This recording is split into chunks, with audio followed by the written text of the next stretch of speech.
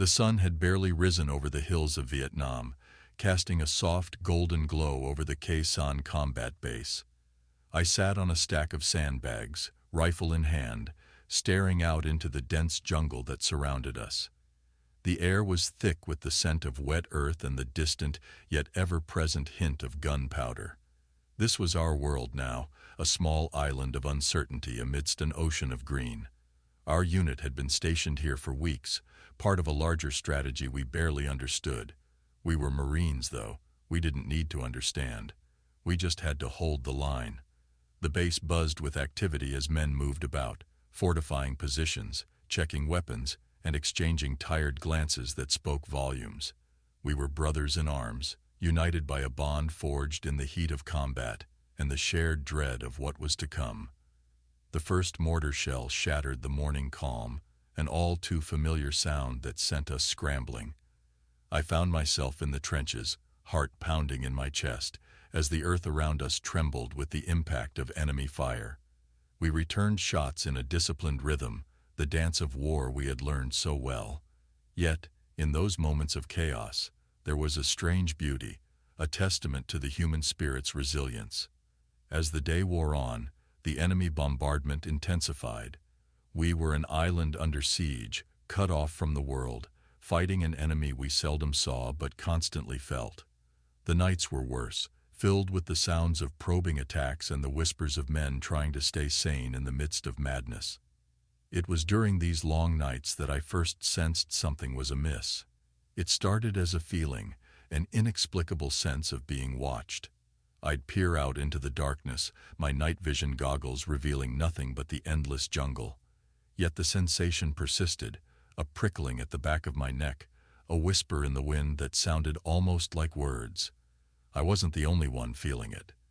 Around the campfire, hushed conversations began to circulate. Some guys joked about jungle spirits, old Vietnamese legends coming to life. Others dismissed it as nerves, the natural reaction to being in a constant state of alert. But in every joke, in every rational explanation, there was an undercurrent of fear. One evening, as the sun dipped below the horizon, painting the sky in hues of purple and orange, I sat with my back against a tree, writing a letter home. It was a ritual for me, a way to stay connected to a world that seemed increasingly distant. My pen paused as I struggled to describe what was happening, how to explain the unexplainable. I eventually settled for vague words, not wanting to worry my family with the inexplicable events unfolding around us. That night, as I lay in my cot, the sound of distant artillery lulling me into a restless sleep, I dreamed of home. In my dream, I wandered through familiar streets, but they were empty, silent, as if waiting for something terrible to happen. I woke with a start, the dream lingering like a bad aftertaste. It was then that I realized, whatever was happening at Khe Sanh, it was only just beginning. The morning after my unsettling dream, I joined a patrol heading out into the dense foliage surrounding Khe Sanh. The jungle seemed a world apart, a place where light struggled to penetrate the thick canopy above. Every step was cautious, every sense heightened. We moved in silence, communicating with hand signals, our eyes constantly scanning the underbrush for any sign of the enemy. As we pushed deeper into the jungle, a sense of unease grew within me. It wasn't just the oppressive heat or the constant buzz of insects.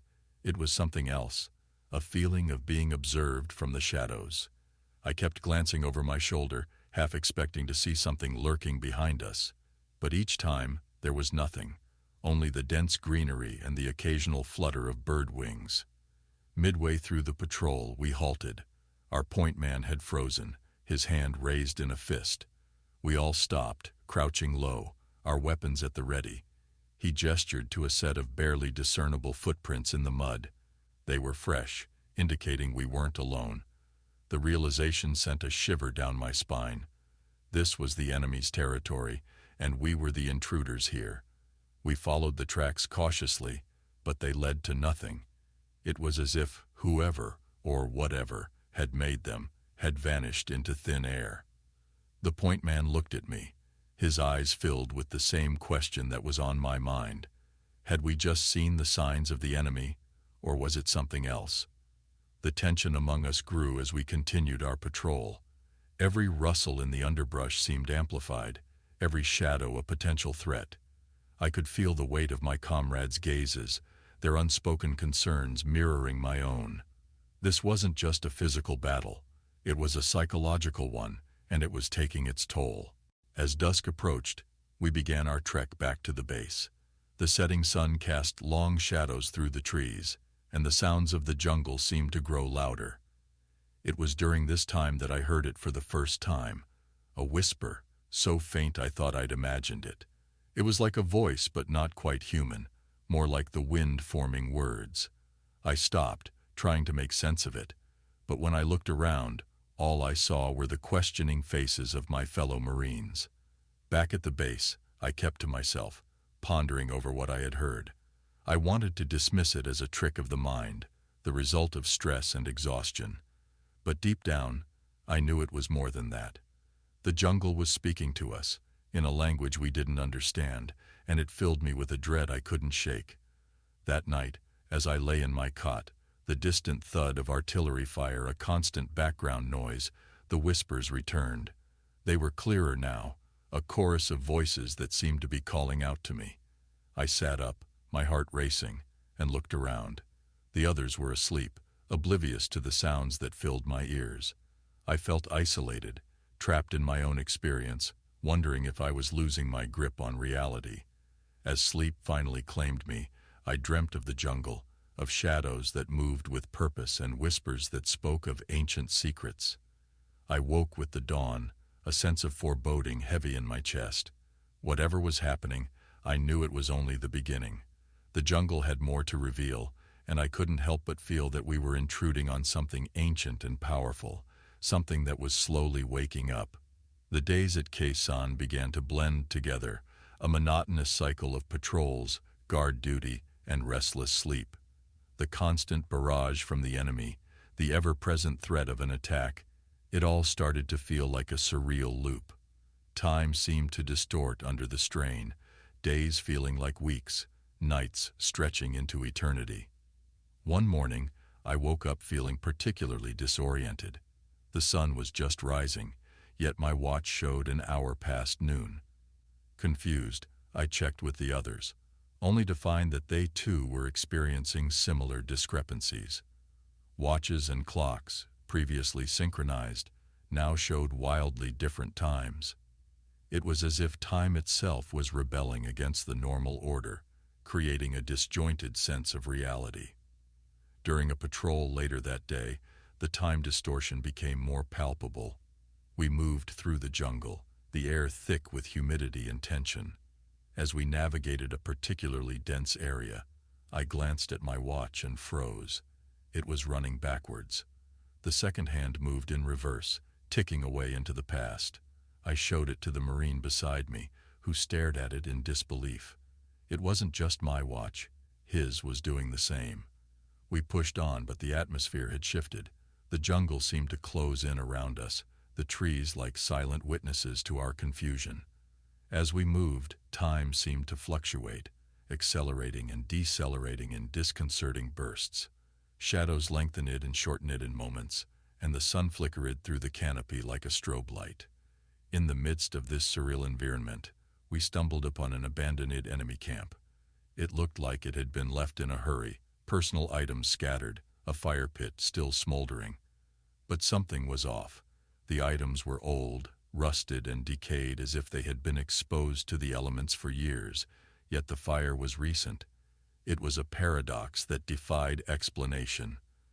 That night, back at the base, the topic of discussion was the bizarre experiences of the day. Some tried to rationalize it, citing fatigue and stress. Others whispered about supernatural forces, the jungle playing tricks on our minds. But beneath the theories and bravado, I could sense a growing unease, a fear of the unknown. As I lay in my cot, the boundaries between wakefulness and sleep blurred. My thoughts wandered to my family, to a world so far removed from this madness. I clung to those thoughts, a lifeline in a sea of chaos. But even in my half-sleep, I couldn't escape the sense of dislocation, the feeling that we were trapped in a moment outside of time.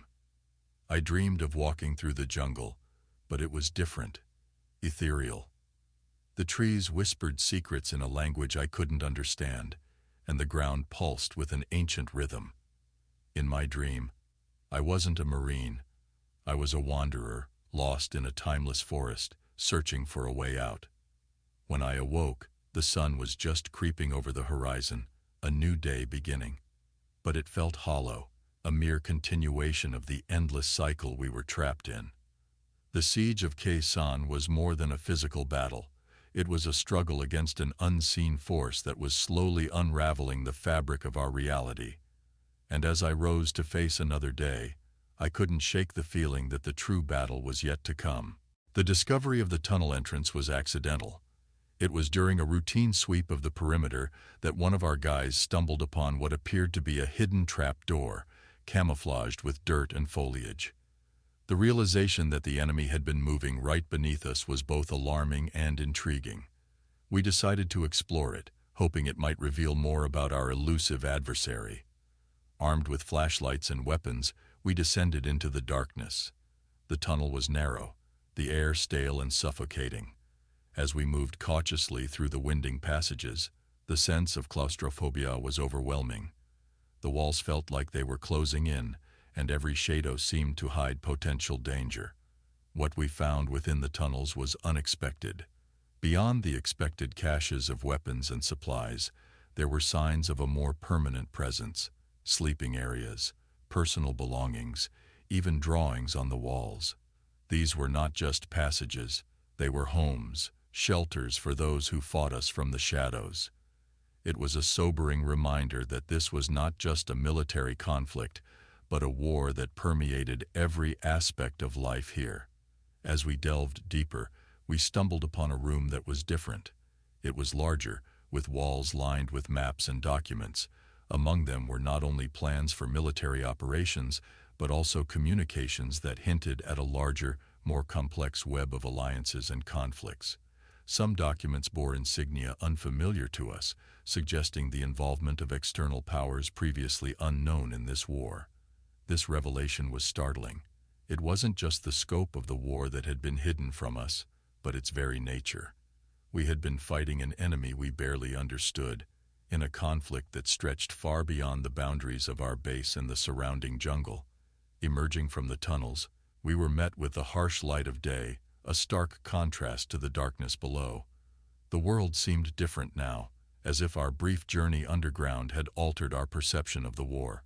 We reported our findings, but there was a sense that what we had uncovered was just the tip of the iceberg. That evening, as I sat on watch, the weight of the day's discoveries weighed heavily on me. The war was more than a struggle for territory or ideology. It was a labyrinth of secrets and lies, a chess game played by unseen hands. And we were the pawns, fighting and dying for causes we only partially understood. The night brought no relief, only a deepening sense of unease. The whispers in the jungle seemed louder, more insistent. It was as if our intrusion into the tunnels had stirred something, awakened a force that had lain dormant. I found myself listening intently, trying to decipher the words in the wind, but they remained just out of reach, a language I could feel but not understand.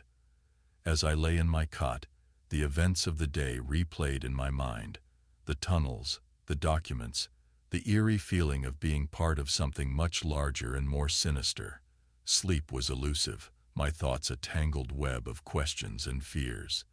And in the darkness of the night, the whispers continued, a haunting melody that promised both revelation and madness. The days following our exploration of the tunnels were marked by a palpable shift in the atmosphere at Khe Sanh. The unexplained occurrences seemed to intensify, and among these, the ghostly apparitions became the most disturbing. I began to see them more frequently, shadowy figures that flickered at the edge of my vision, disappearing when I tried to focus on them. One figure, in particular, stood out. It was the silhouette of a soldier, but there was something hauntingly familiar about it. After several encounters, The chilling realization hit me. It was a fallen comrade, someone I had known, someone whose loss had left a deep scar in my heart. Seeing him like this, as a spectral reminder of the war's cost, was both heartbreaking and unnerving. The strain of these apparitions was taking its toll on me. I struggled to keep my composure, to remain the dependable Marine my unit expected me to be. But inside, I was grappling with a maelstrom of guilt and confusion. Why were these visions haunting me? Was it the stress, or something more, something rooted in the unseen depths of this land? One evening, a younger Marine approached me. He had a reputation for being perceptive, sensitive to things others weren't. In a hushed tone, he shared that he too had been experiencing these visions. He spoke of the base as if it were alive, a place imbued with the memories and emotions of all who had passed through it. Our conversation offered a strange comfort. It was a relief to know I wasn't alone in what I was experiencing, yet it also deepened the mystery. We speculated about the nature of these apparitions. Were they manifestations of our collective trauma, or was the jungle itself reflecting back our fears and regrets? The rest of the unit was also feeling the tension, though they expressed it in different ways. Some became more superstitious, others more cynical. The base had become a crucible, not just of war, but of the human psyche, each of us responding to the unrelenting pressure in our own way. That night, as I lay awake in my bunk, the whispers returned. They seemed to be growing clearer, no longer just formless murmurs but words I could almost understand. I strained to listen, to make sense of what they were saying, but it was like trying to tune into a frequency that was constantly shifting. In my half-asleep state, I imagined the base as a nexus, a point where the past and present, the living and the dead, converged. It felt as if we had disturbed something sacred, something that had lain dormant beneath the earth and the dense canopy of the jungle. The days began to blur into a continuous loop, punctuated by moments of clarity and confusion. The sightings of my fallen comrade became more frequent, each encounter leaving me more unsettled. It was as if he were trying to communicate something, a message from beyond that I couldn't quite grasp. As the siege continued, with its relentless rhythm of combat and vigilance, these experiences began to feel like part of a larger tapestry, one woven with threads of war, history, and the unseen forces that shape our world. And in the midst of it all, I found myself searching for meaning, for understanding, in a situation that defied logic and reason. The Siege of Khe Sanh had become our reality, a relentless cycle of tension and brief respite. But a chance encounter would soon add an unexpected dimension to our experience. It happened during a routine patrol outside the base's perimeter. We stumbled upon a local villager, an elderly man who seemed as surprised to see us as we were him. Initially, there was a mutual wariness. Language was a barrier, but the universal language of humanity slowly bridged the gap. Through a mix of broken Vietnamese, gestures, and shared cigarettes, we began to communicate. He revealed that he had been living in hiding, avoiding both sides of the conflict. His family had been caught in the crossfire, a story all too common in this war-torn land. The old man, whom we began to call Bac, which means uncle in Vietnamese, started visiting our base. Each encounter brought new insights. Bac knew the jungle like the back of his hand and shared his knowledge freely. He told us about hidden paths, water sources, and how to read the subtle signs of the forest. In return, we shared our rations and provided a sense of security he had long missed. One evening, around a small fire at the edge of our camp, Bac shared stories of the land. He spoke of its history, of ancient battles and long-forgotten civilizations that once thrived here. His tales were a mix of folklore and personal memories, painting a picture of Vietnam that was both beautiful and tragic. Bac's presence had an unexpected effect on the morale of our unit. Here was a living link to the world outside our military bubble, a reminder of the humanity we were fighting for.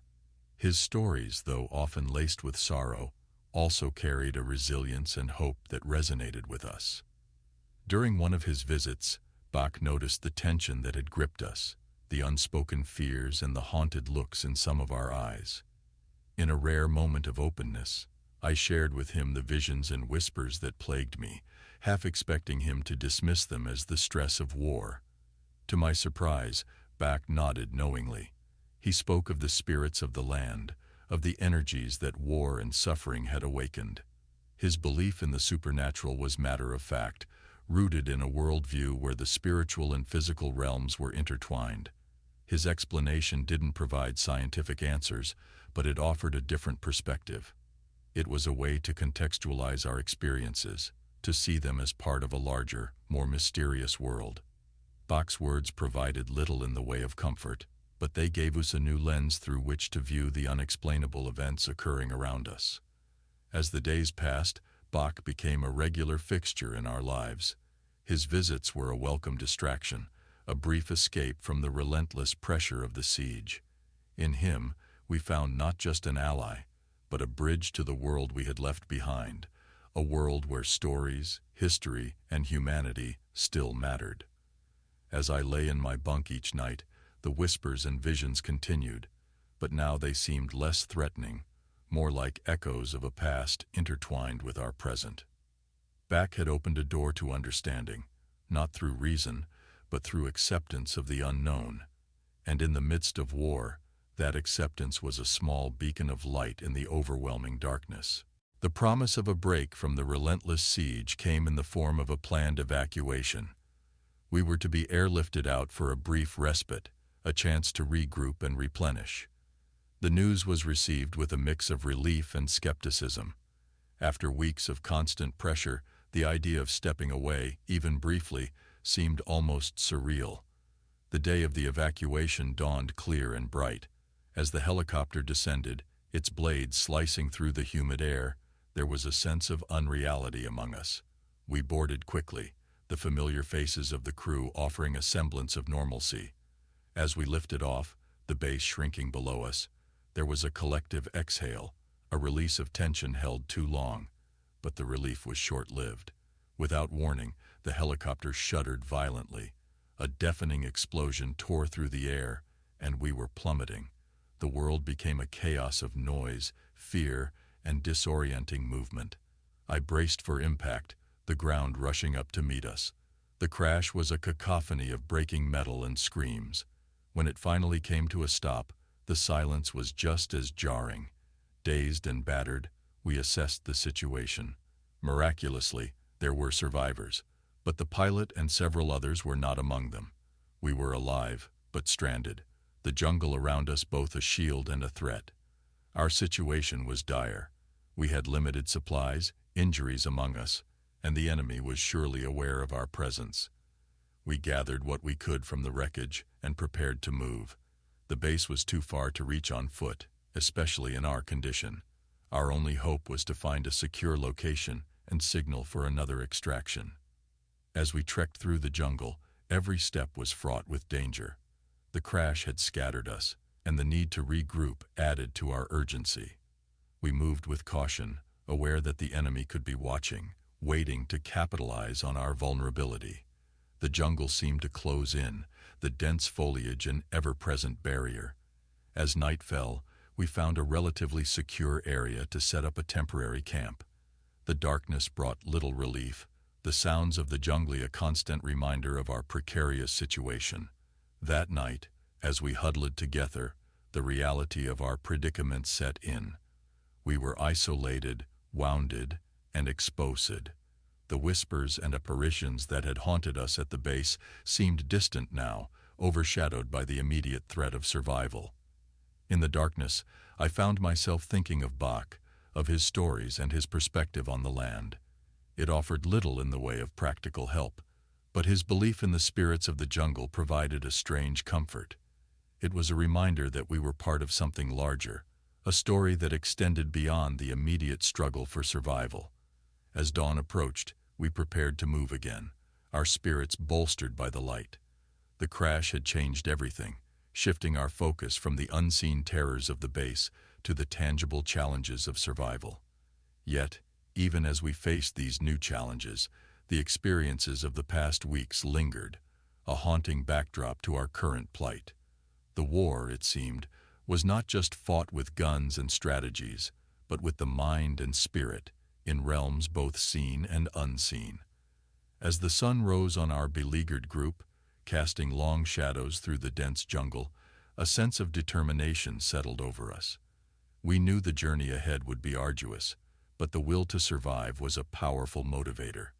We moved cautiously, navigating the thick underbrush and keeping alert for any signs of the enemy. Midway through the day, we stumbled upon something unexpected, an area of the jungle that seemed out of place. The trees here were ancient, their trunks gnarled and twisted, forming a natural archway. Intrigued and wary, we ventured deeper and found ourselves in front of a series of old stone structures, half swallowed by the jungle. It was a sight both awe-inspiring and unsettling. Exploring the ruins, it became clear that we had stumbled upon something significant, remnants of a long-lost civilization, perhaps centuries old. The walls bore intricate carvings, depicting scenes of life, war, and what appeared to be spiritual rituals. It was a humbling reminder of the transient nature of our own struggles and achievements. As we examined the ruins, a sense of peace settled over me. It was as if the weight of the past weeks, the visions, the whispers, and the crash, had led us to this place. I couldn't help but feel that we had been meant to find this hidden part of the world, a link to a history far older than our current conflict. In the midst of the ruins, we found a clear area and signaled for extraction. While we waited, the experiences at Khe Sanh and in the crash seemed to coalesce. The ghostly apparitions, the time distortions, the whispers, they all felt like part of a larger tapestry woven into the fabric of this land. It was as if the jungle, with its ancient secrets and scars of war, had been trying to communicate, to impart a lesson about the cyclical nature of conflict and the enduring spirit of humanity. When the rescue helicopters finally arrived, there was a sense of closure. As we ascended, leaving the ruins and the jungle behind, I looked down with a new perspective. The war would continue, but our brief encounter with the past had changed us. We were returning not just as survivors of a crash, but as witnesses to a deeper truth about the land we had been fighting in. Back at base, there was a debriefing, medical checkups, and the routine of military life resumed. But something fundamental had shifted. The whispers and visions that had haunted me had ceased, replaced by a sense of connection to something timeless and profound. In the weeks that followed, as I wrote letters home and went about my duties, I often found my thoughts drifting back to the ruins and the lessons they seemed to hold. The war remained, as did the daily challenges of survival and duty, but my experience had granted me a broader view. It was a view that encompassed not just the immediacy of our conflict, but the long sweep of history, the ebb and flow of civilizations, and the enduring resilience of the human spirit. As I lay in my bunk each night, the sounds of the base around me, I realized that the true battle had indeed been fought, not against an enemy, but within ourselves. It was a battle for understanding, for perspective, and for peace. And in that battle, we had all emerged, in some small way, victorious.